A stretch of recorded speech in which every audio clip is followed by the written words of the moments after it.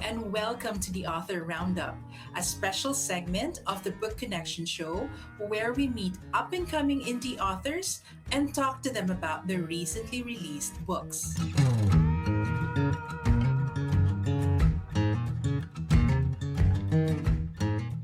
Hello, and welcome to the Author Roundup. I'm your host, Jenny.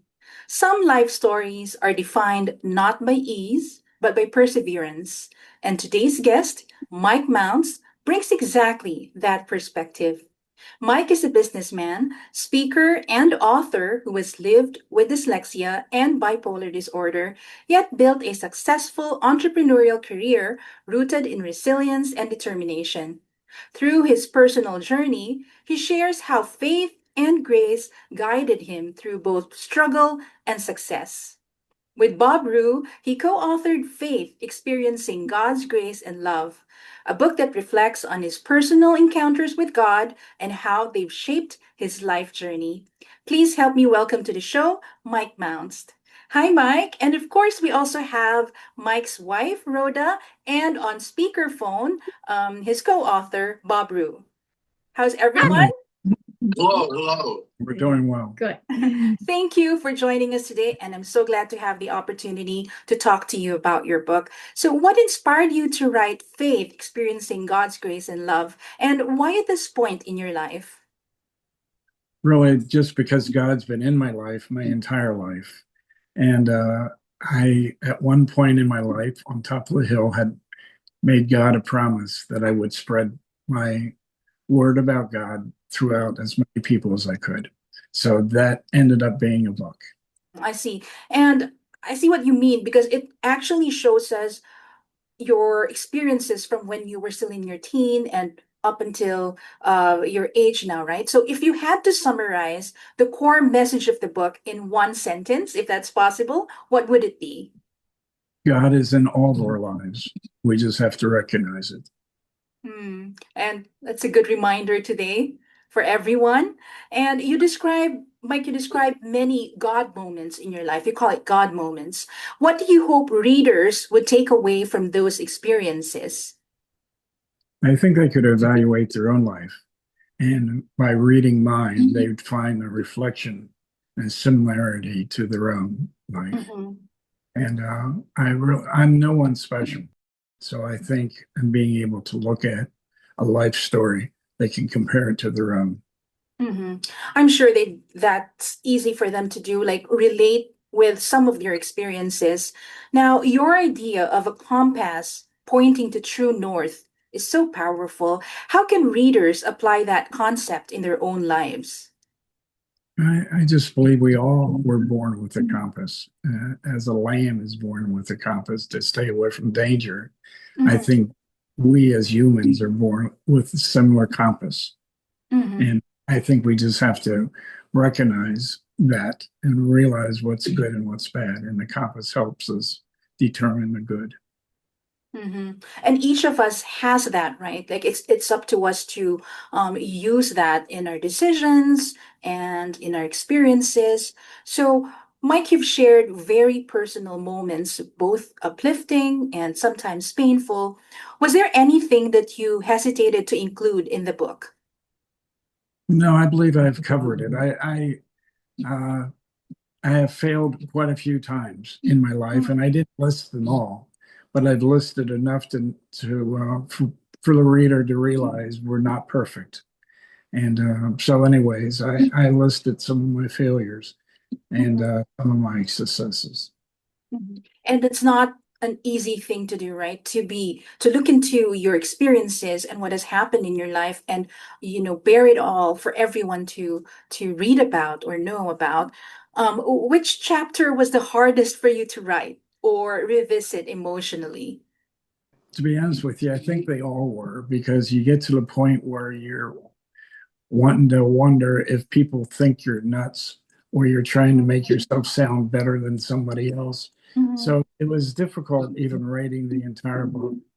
There's areas in the book like being driven to my knees. That chapter in itself there was not a good one. We also talked about the Super Bowl. The one we call the Super Bowl, the light on the Yeah, hill. light on the hill. It was when God woke me up at 2:30 in the morning, Mm-hmm.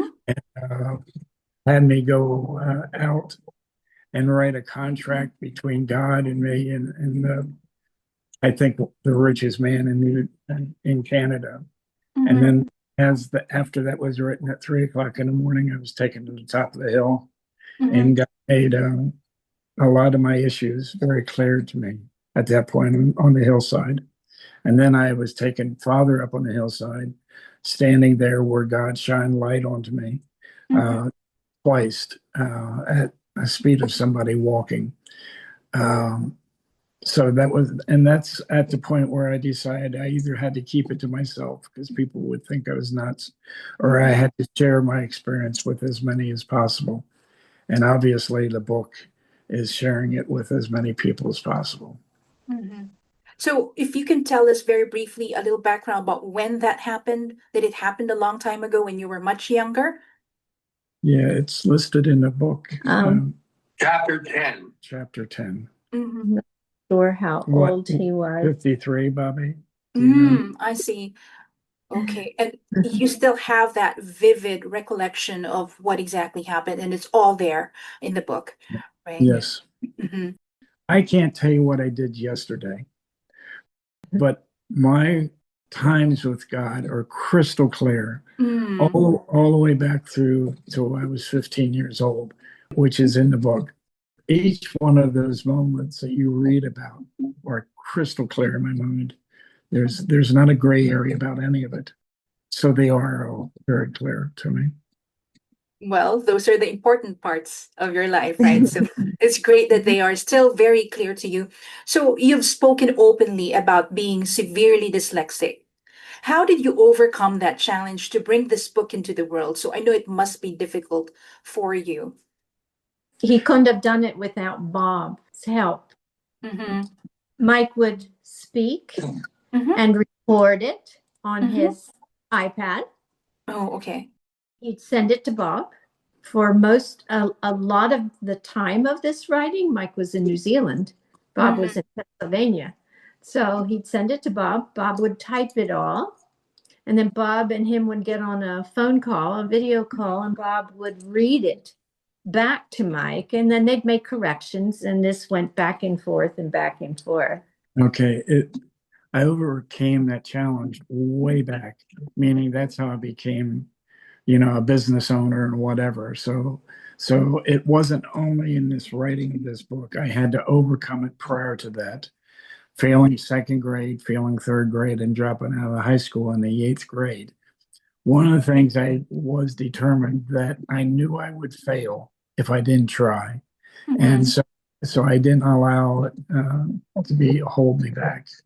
Yeah, so you were able to manage uh, despite being dyslexic. So what was the collaboration process like with your co-writer, Bob? Perhaps Bob can also answer a little bit on that. Let me take a shot at that. Mike decided there's two books involved here. The first one was called Why Me? And the second one that we're talking about is called Faith. And when we started with Why Me, I met with Mike for a weekend and we recorded onto tapes his storytelling. And he's a good storyteller. So he was speaking in his own voice very much, and he recorded these stories. Then as we moved forward into the second book, we started to do things as Rhoda described, where we would do tapes that I would write and edit, and then Mike and I would talk about them on the telephone. So it was definitely a collaboration with Mike being the storyteller and me getting his stories down on paper. Right. So how was that experience? Like, I know with the help of technology and, with patience, of course, perhaps it just prolonged the whole process because I know there's a back and forth between the two of you. A long time. Mm-hmm. I mean, it took years. Oh, okay. Yeah, I think between the two books, it's 9 years. Oh, that's amazing. 9 years. Bob and Mike have known each other for many years already. Like, are you two good friends or? 40, 45 years we've known each Oh, other. Yeah. that's an amazing We have, friendship. we have a unique relationship. We know each other well. Uh-huh. We respect each other. I understand how to work with him because I've worked with him many times in the business world. Mm-hmm. And I have the patience to do this, as did Mike. So I think it was a unique mix of the right chemistry. Mm-hmm. And Rhoda did say that Mike was in Canada, or was it in New Zealand. New Zealand? Okay, and Bob was in the US at that time. Yes. Is that correct? A Okay. lot of the time, yes. So technology Yep. was a great help just to get everything. The books, both those books, neither of them would exist if it wasn't for Bob. Mm. For me to go out and hire someone to do what Bob Mm. did would never work Mhm. because they didn't know me. They didn't know how my feelings were. They wouldn't put up with my 500,000 changes as we were going through it. Bob was very patient, and without Bob, these two books would not exist. Correct. They just won't. Mm-hmm. So Bob would be the one to transcribe it from the audio file that you'd give, and then That's right. read it back to you still, just so. Then he'd send it to me, and then Mhm. we'd set up a time, and then he'd read it to me, and then I'd say, "No, Bob, we're going to make this adjustment or make that adjustment." Oh. And sometimes each chapter may, I don't know, go through 100 times until I had it exactly the way it was meant to be. That's One of the things I'd like to add is I think that to me, it's a miracle. Being number one thing, I personally truly believe God asked me to write a book, and this is a book, or this is somebody that can't read to write a book. That's number one thing. Number two thing is I'm not a real religious person. I believe in God. I truly know there's a God type thing, but I wasn't raised in the church where I went every Sunday or whatever. As a child, I went a few times with my parents. And the only reason why I bring that up is I truly believe that was God's intention. Number one thing, use somebody that hasn't read. The Bible teachings did cloud. The Bible teaching, meaning if I was a scholar on the Bible and went, Sundays to school and whatever, that I could change my thinking to match my teaching. My experiences, I could say, oh yeah, in the Bible it's this, or the preacher read it this way, or whatever. So there was none of that. I wasn't in church. I think that just makes it all the more special because it comes from the heart, from the experiences that you've had and the way you would relate it to your faith, and you know make it all the more easier for people to relate to your experiences. So, Mike, so you would record your thoughts instead of writing them yourself. How did that shape the voice and authenticity of the book? When you read the book, it's like talking to Mike because Bob was kept it in Mike's words. So it's a very easy read, easy to understand and to comprehend. And I think because it is in Mike's words. Yes, Bob, would you like to add to that as well? Because I know you're an essential part of this book, and you know, Mike recording what he has to say and you transcribing it. How do you make sure that you stay true to Mike's voice as you are transcribing the recordings? Well, I guess just I was self-conscious about it. I didn't want him to say one thing and I write another. And I said before, Mike is a very good storyteller. I think that's a talent he's probably picked up because he has dyslexia. So it reads like Mike's telling a story. It's informal to a degree. It's not real stuffy. It's not real formal. I think that makes it interesting for people. Agree. Yes, I agree. So he does have a gift of storytelling, the way the book was presented. And I think it's also a very good factor that the two of you are friends. right? Because you get to know the nuances of Mike and all that. So, Mike, what advice would you give to someone who feels that they have a story to tell, but they don't feel qualified to write a book? I don't know. What I'll give advice? you Bob's phone number. I guess I understand there's professional book writers out there, and Mhm. that would help an individual. Like I said, I've been blessed that it was Bob, and Mm. like I said, for 9 years. And I'll be honest with you, there was several times I pushed Bob to the limit, and Mm. and and we would hang up, not meaning, but we would we'd hang up and then go back at it. I'm very stuck on my ways, I guess. The stories were so important to me. I Mm. need to get them exactly right. I'm saying this is a godly moment, and it had to be exactly right. And everything in that book, all the stories are exactly my times with God. I mean, I probably could have put what color clothing I had on that day. I mean, they're just that perfectly clear to me. And Bob was able to capture that. But I don't want anyone to think that it was without some pain. There were challenges. I pushed Bob, and maybe Bob pushed me, and maybe Bob thought something was uh, important and I didn't, or vice versa. I thought something was important, and Bob says, "Come on, let's move on." So, so, I'm amazed we're still really good friends. Let me put it.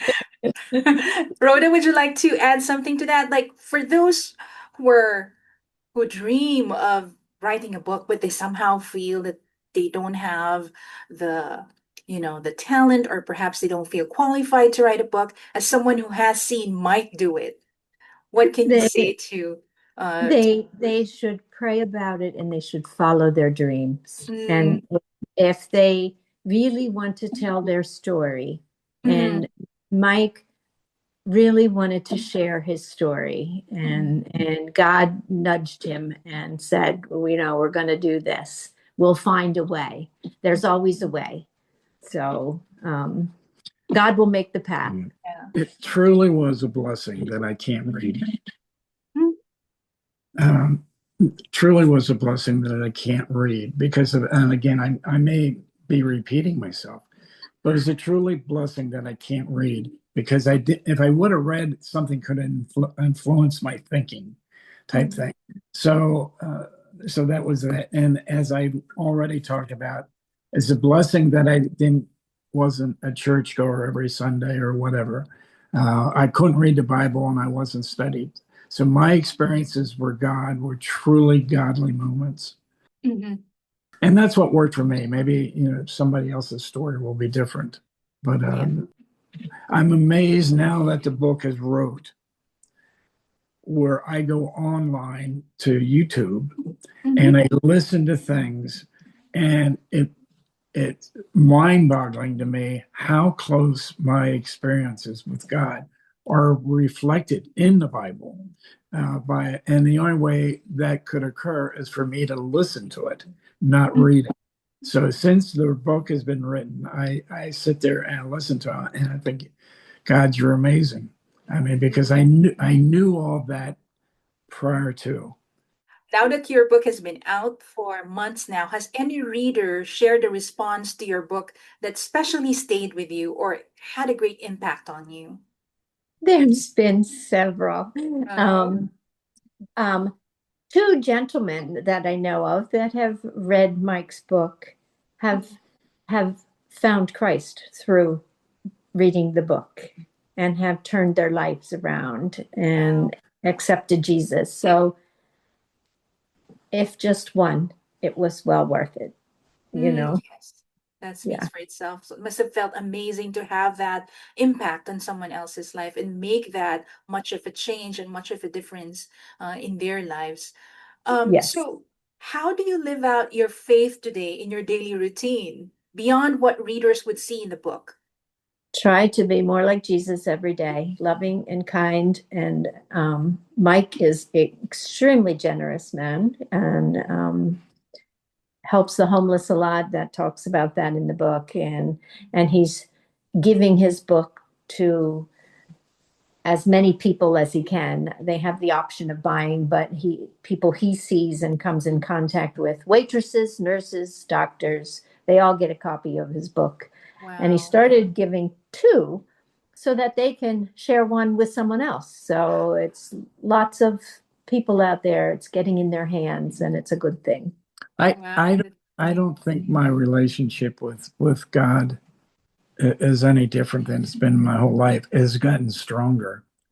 Uh, I consider God my very best friend, and I talk to God like I talk to a very best friend. I don't have fancy words or what have you.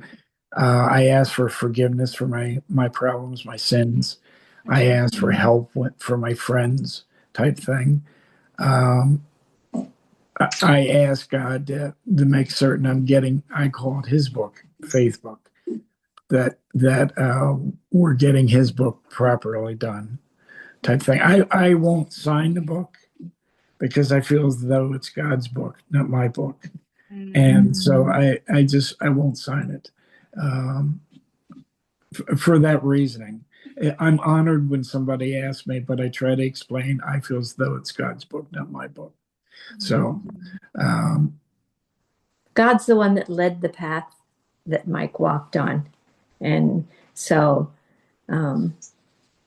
Mike's just following God's lead and sharing the stories to help others. Yes, and it's been touching so many lives already. Yeah. At this point in your life, Mike, how do you handle moments when your faith is challenged or tested? yeah, my faith is never challenged or tested. My faith is that strong that it just isn't. I pray every day in the shower. That's my time between me and my best friend God. And I may be in the shower for 5 minutes or a half an hour with the discussion that I'm having with God. I feel as though the water is washing my body and my discussion with God is washing my soul. So there's just nothing in my life that I would ever doubt about Christ, type thing. So I don't know how else to put it, but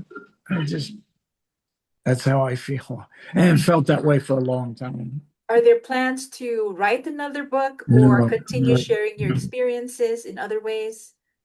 God asked me to write the first book, Why Me? And we wrote it. And I was so thankful that that was over with because it's painful for me. And then God said, No, I want you to write a second book. And that's the one that we're talking about today, Faith. And I pray God doesn't ask me to write a third book. I don't, I pray too. I How don't about have, you, Bob? Are you still up to writing the third book if ever God would ask Mike to have a third book? If he came up with it, we talk about it. Yeah. Okay. But yes, there are other ways to continue sharing your experiences. And I think you have been doing that by sharing your book to random people and all that. What do you hope your long-term legacy will be? Not just an author, but as a person of faith. to be honest with you, I'm not interested in what my history would be. I'm totally focused on God. That's the reason why. That's the reason why I won't sign it because it's all about God. It's not about me. I actually even looked at the book and tried to figure a way to take my name out of it, type thing, because I didn't want to take any of the credit. I wanted God to get all the credit. And the more I stared at it, I realized there's just no way I can take my name out of it and it be legit. So, anyways, my question is I have no desire to be a famous writer. I have a desire to have produce something that will bring people to Christ. That's my true desire.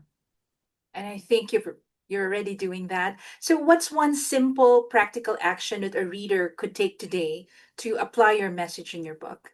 If there's a practical, simple way or action for them to take to apply your message in the book, what would that be? I think talk in the shower. And I would add Mike's godly moments. He was aware they were happening. I think a lot of people have those kinds of instances and don't realize something special is happening. So one of the messages that I see in the book is be on the lookout for God's signals. They're there all the time, and Mike is a person who's seen them, who notices them. That's a beautiful message. Yeah. A lot of people will just chalk it up as a coincidence or just good luck. Mhm. But if they really evaluate, they would realize that God is in their life too. They just have to open their eyes and their heart to see it. Pay Yeah, I more think attention. Yes. for instance, the story of the homeless one on Christmas Eve. I can't. I can tell you, I wasn't sitting there thinking, "Oh, I'm having a godly moment here, and I got to react this way or react that way." It wasn't at all. Uh, and I think all of my experiences were like that. It wasn't like, "Oh, this is a godly moment. I better polish my shoes." It just wasn't. I knew it in my heart that it was a godly moment type thing. But I didn't change my thought process because I thought it was a godly moment. I just never did.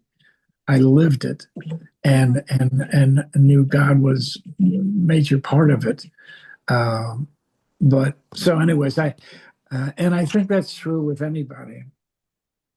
I think that's true with anybody that if they're just aware of um, of their moments in time and Oftentimes it's after the fact when you look back. Oh, Mhm. what just happened? How did that happen? Yeah, so as you reflect on what happened, right? Right. Or that Right. major thing that happened in your life, or can be Yeah. like little moments in your life. Yeah. Yeah. So as we close today's talk, how can readers learn more about your work or connect with you after reading the book? In the back of the book, and also we have an email that is